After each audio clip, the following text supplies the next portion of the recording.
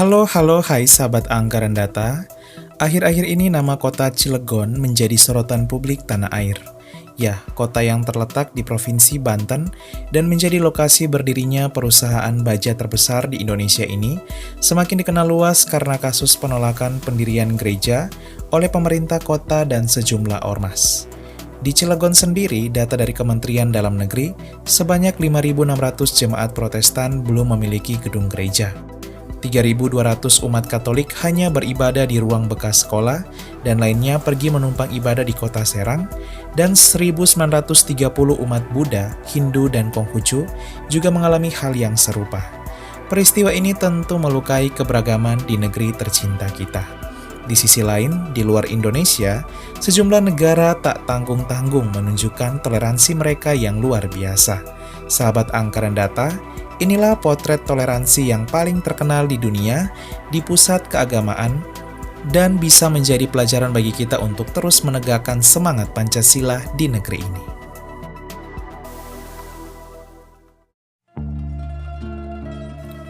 Tiga, Italia.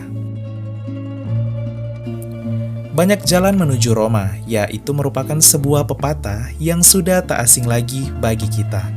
Selain menjadi ibu kota dari negara Italia, kota Roma juga merupakan pusat dari gereja Katolik dunia.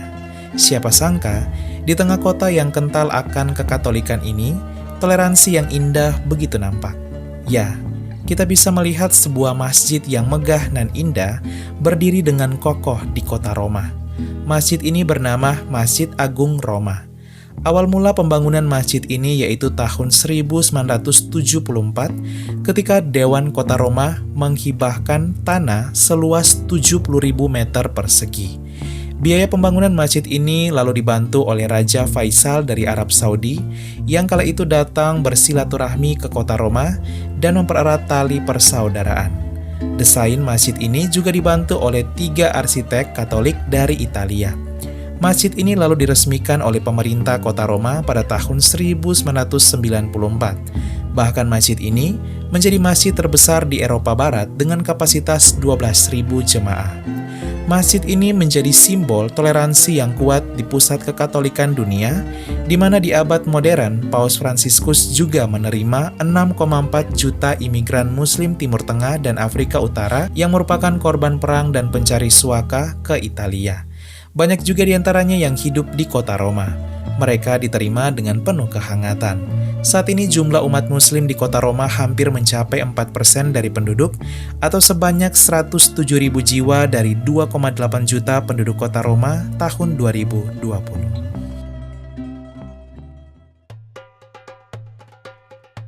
2. Bahrain. Semangat toleransi salah satunya juga datang dari Bahrain. Bahrain merupakan salah satu negara maju yang terletak di Jazirah Arab dan berbatasan langsung dengan negara Arab Saudi. Di abad modern, Bahrain menerima begitu banyak tenaga kerja luar negeri, termasuk diantaranya tenaga kerja non-muslim. Hal ini juga menambah jumlah umat non-muslim di negara Bahrain termasuk umat Katolik. Pada tanggal 11 Desember 2021, Bahrain menjadi sorotan dunia setelah meresmikan sebuah gereja besar bernama Gereja Katolik Katedral Santa Perawan Maria dari Arabia.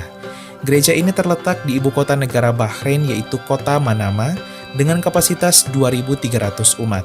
Gereja ini bahkan menjadi gereja Katolik terbesar di Teluk Arab yang dibuka di Bahrain.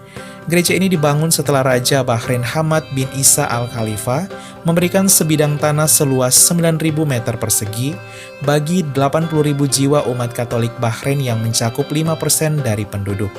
Sebagian besar di antara mereka merupakan para pekerja asal Filipina dan India yang datang bekerja di industri perminyakan Bahrain. Hubungan antara Bahrain dan Vatikan sebagai pusat pemerintahan Paus Gereja Katolik telah meningkat dalam beberapa tahun terakhir. Raja Hamad mempersembahkan desain katedral ini kepada Paus Fransiskus pada tahun 2014 dan dia juga mengundang Paus untuk mengunjungi negara ini. 1. Uni Emirat Arab. Sama seperti Bahrain dan Italia, Uni Emirat Arab juga tak tanggung-tanggung menunjukkan semangat toleransi dari penduduknya. Ya, pada tahun 1983, Uni Emirat Arab meresmikan sebuah gereja besar bernama Gereja Katolik Katedral Santo Yosep yang terletak di ibu kota negara yaitu kota Abu Dhabi. Gereja ini dibangun sejak tahun 1962 setelah penguasa Abu Dhabi, Sakbut bin Sultan Al Nahyan, menghibahkan sebidang tanah untuk umat Katolik Uni Emirat Arab. Gereja dengan kapasitas sekitar 2.000 orang ini lalu menjadi tempat ibadah bagi umat Katolik di kota Abu Dhabi. Semangat toleransi yang luar biasa dari Uni Emirat Arab terlihat juga ketika Paus Fransiskus pada tanggal 3 Februari 2019 datang berjumpa dengan putra mahkota Abu Dhabi, Sheikh Mohammed bin Zayed Al Nahyan. Paus Fransiskus mengatakan bahwa iman kepada Tuhan justru menyatukan, bukan memecah belah. Mohammed bin Zayed juga menerima Paus Fransiskus dengan penuh kehangatan dan mempersilahkan Paus Fransiskus untuk mempersembahkan misa di Stadion Abu Dhabi. Dan misa ini dihadiri oleh 170.000 umat. Di Uni Emirat Arab, Paus Fransiskus juga melanjutkan pertemuan dengan Sheikh Ahmed Al-Tayeb, Imam Besar Masjid Al-Azhar Kairo, yang merupakan tempat belajar tertinggi bagi Muslim Sunni. Dalam pertemuan ini, mereka menandatangani dokumen persaudaraan Abu Dhabi yang membawa perubahan besar bagi dunia.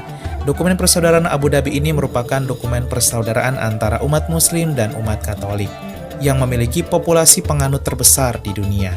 Adapun populasi umat Katolik di Uni Emirat Arab mencakup 11% dari penduduk atau sebanyak 1,1 juta jiwa. Sebagian besar diantaranya adalah pekerja asal Filipina dan India, dan pemerintah Uni Emirat Arab menerima mereka dengan penuh kehangatan.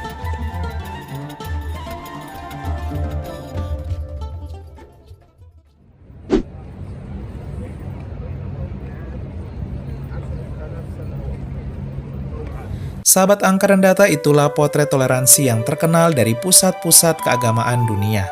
Luar biasa ya, tentunya masih banyak lagi yang belum disebutkan.